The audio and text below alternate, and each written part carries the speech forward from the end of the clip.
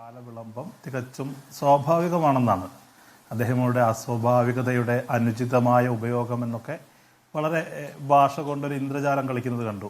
ചിന്താചരവും selfie സ്വാർത്ഥതയുടെ പ്രതീകമാണെന്നൊക്കെ പറയുന്നത് പോലെ വസ്തുതയിൽ നിന്ന് ഒഴിഞ്ഞു മാറി ഇത്തരം പദപ്രയോഗങ്ങൾ നടത്തി തടി കഴിച്ചിലാക്കാനാണ് അദ്ദേഹം നോക്കുന്നത്. അദ്ദേഹം പറയുന്നതൊക്കെ വാദത്തിന് വേണ്ടി വേണമെങ്കിൽ സമ്മതിക്കാം. ഒരു കാര്യം മാത്രം വിശദീകരിച്ചാൽ മതി. വീണ വിജയന് കിട്ടുന്ന മാസപ്പടി എന്ന് നമ്മൾ വിളിക്കുന്ന, ഭാസ്കർ എന്ത് വിളിക്കാൻ ആഗ്രഹിക്കുന്നതെന്ന് എനിക്കറിയില്ല, ആ പണം എന്തിൻ്റെ പേരിലാണ് അവർക്ക് കിട്ടുന്നത് എന്ന് അവർ വിശദീകരിച്ചാൽ മാത്രം തീരുന്ന പ്രശ്നമാണത്. നമുക്കറിയേണ്ടത് അവർ എന്തിനാണ് എക്സ്പെർട്ട്, അവർ ഏത് ഏരിയയിലാണ് പ്രവർത്തിക്കുന്നത്, എന്ത് പ്രൊഡക്റ്റാണ് ഈ കരിമണൽ കർത്തായുടെ കമ്പനിക്ക് അവർ കൊടുക്കുന്നത്. ഇത് വളരെ കൃത്യമായി ഒരു പാരഗ്രാഫിലോ ഒരു വാചകത്തിലോ പോലും വിശദീകരിച്ചാൽ തീരാവുന്നത്ര ലളിതമായ പ്രശ്നമാണ്. പക്ഷെ അതിപ്പോഴും ദുരൂഹമായി തുടരുകയാണ്. ഈ പറയുന്ന ഇവരുടെ പശ്ചാത്തലം എന്ന് പറയുന്നത്, ഇവർ ഈ കമ്പനിക്ക് കൊടുക്കുന്ന സേവനം വിദ്യാഭ്യാസ മേഖലയുമായി ബന്ധപ്പെട്ടാണ് ഈ എക്സാലോജിക് എന്ന് പറയുന്ന സ്ഥാപനം എന്ന് പറയുന്നു. കരിമണൽ കർത്തയ്ക്ക് നമ്മുടെ അറിവിൽ വിദ്യാഭ്യാസ സ്ഥാപനങ്ങളില്ല. അവർ ഈ കമ്പനിക്ക് കൊടുക്കുന്നത് എന്തിൻ്റെ പേരിലാണ് എന്നുള്ളത് ദുരൂഹമായി തുടരുകയും, അതേസമയം ഈ വീണ വിജയൻ്റെ പിതാവ് പിണറായി വിജയനുമായി ബന്ധപ്പെട്ട് ചില കാര്യങ്ങൾ ഉയർന്നു വരികയാണ്. നിങ്ങളുടെ തന്നെ ഇൻവെസ്റ്റിഗേഷൻ ടീം കണ്ടെത്തിയത് ഈ നേരത്തെ പറഞ്ഞ സംശയങ്ങൾക്ക് അടിവരയിടുന്നൊരു യാഥാർത്ഥ്യമാണ്. അതിലെന്താണ് പറഞ്ഞത്? അതിൽ വളരെ കൃത്യമായി പറഞ്ഞ ഒരു കാര്യം, കരിമണൽ കർത്ത ഈ ഭരണത്തിൻ്റെ ആനുകൂല്യങ്ങൾ പറ്റി എന്നുള്ളതാണ്. വീണ വിജയന് അവർക്ക് ലഭിച്ച ആനുകൂല്യങ്ങളെക്കുറിച്ച്, അവർക്ക് ലഭിച്ച പ്രതിഫലം എന്തിലാണെന്ന് വിശദീകരിക്കാൻ കഴിയാത്ത സാഹചര്യം ഉണ്ടാകുമ്പോൾ, ഈ പറയുന്ന പിണറായി വിജയനെക്കുറിച്ച്, ഈ പറയുന്ന ഈ ഗവൺമെന്റിൽ നിന്ന് ലഭിച്ച ആനുകൂല്യങ്ങളെക്കുറിച്ച് നിങ്ങൾ തന്നെ കണ്ടെത്തിയിരിക്കുന്ന കാര്യങ്ങൾ അതിന് അടിവരയിടുന്നതാണ്.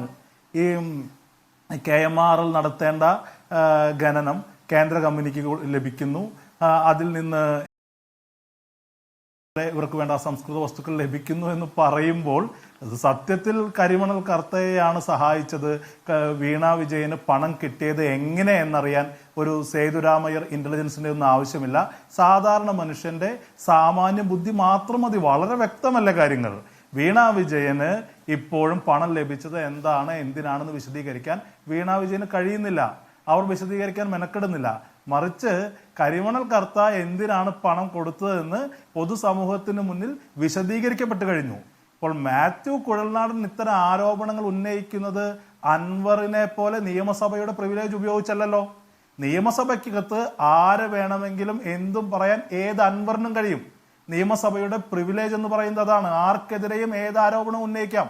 പക്ഷെ അൻവർ ഉന്നയിച്ച ആരോപണങ്ങൾ പൊതുസമൂഹത്തിൽ അൻവർ പോലും ആവർത്തിക്കുന്നില്ല. അതിനെതിരെ വിജിലൻസ് അന്വേഷണം വരുന്നു.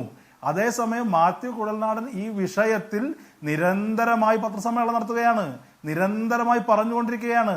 മാത്യു കുഴൽനാടനെതിരെ ഇത്തരം ഒരു മാനനഷ്ട കേസ് കൊടുക്കാൻ അവർക്ക് കഴിയുമോ? കഴിയില്ല. കാരണം ഈ പറയുന്ന ആരോപണങ്ങൾ ഉന്നയിക്കപ്പെടുമ്പോൾ CPM നേതൃനിരയിലുള്ള ആളുകൾക്ക് പോലും ഇത് യാഥാർത്ഥ്യമുണ്ട് എന്നുള്ള കാര്യം വ്യക്തമാണ്. പക്ഷേ CPM പോലൊരു പാർട്ടിയുടെ ഘടന വെച്ച് അതിൻ്റെ റാങ്ക് ആൻഡ് ഫയൽ ഈ പറയുന്ന MV ഗോവിന്ദൻ മാസ്റ്റർ ഉൾപ്പെടെയുള്ള ആളുകൾക്ക് അതിനെ ന്യായീകരിക്കാൻ അവർ ബാധ്യതപ്പെട്ടിരിക്കുകയാണ്. ഇതിൽ മോശം അവസ്ഥയിൽ ന്യായീകരിക്കുന്ന അവർ ബാധ്യതയുള്ളവരാണ്. നമ്മൾ മനസ്സിലാക്കേണ്ട കാര്യം, CPMന്റെ നേതൃത്വത്തിൽ പ്രവർത്തിക്കുന്ന ആളുകളുടെ മക്കൾ ബിസിനസ് ചെയ്യുന്നത് ആദ്യമായിട്ടൊന്നുമല്ല. ജ്യോതി ബസുവിന്റെ മകൻ വ്യവസായിയായിരുന്നു. സുർജിത്തിന്റെ ബന്ധുക്കൾ കാനഡയിൽ വ്യവസായം ചെയ്ത ആളുകളാണെന്ന് പറഞ്ഞ ഘട്ടങ്ങളുണ്ട്. പക്ഷേ ഇത് അതിൽ നിന്നൊക്കെ വ്യത്യസ്തമായി ഒരു പടി കൂടി കടന്ന് എന്താണ് വ്യവസായം എന്ന്, എന്താണ് നിങ്ങളുടെ പ്രൊഡക്റ്റ്, ഏത് സംരംഭകനും വിശദീകരിക്കേണ്ട ഒന്നാണല്ലോ. അത് അവർക്ക് ലഭിക്കുന്ന ഒരു പരസ്യം പോലുമാണ്. സംരംഭത്തെക്കുറിച്ച് വീണ വിജയൻ പറയുന്നു, ഇതാണ് എൻ്റെ ഉൽപ്പന്നം എന്ന് പറയുന്നത് അവർക്ക് ഈ അവസരം ഉപയോഗപ്പെടുത്താവുന്നതാണ്. പക്ഷെ അവർക്ക് ഇപ്പോഴും എന്താണ് എൻ്റെ പ്രൊഡക്റ്റ്, എന്താണ് വ്യവസായം, എന്താണ് അതിൻ്റെ പ്രവർത്തനത്തിന്റെ രീതിശാസ്ത്രം എന്ന് പറയാൻ കഴിയുന്നില്ല എന്നുള്ളിടത്താണ് ദുരൂഹത. അവിടെയാണ് മറ്റെല്ലാ വാദങ്ങളും റദ്ദായി പോകുന്നത്. ശരി.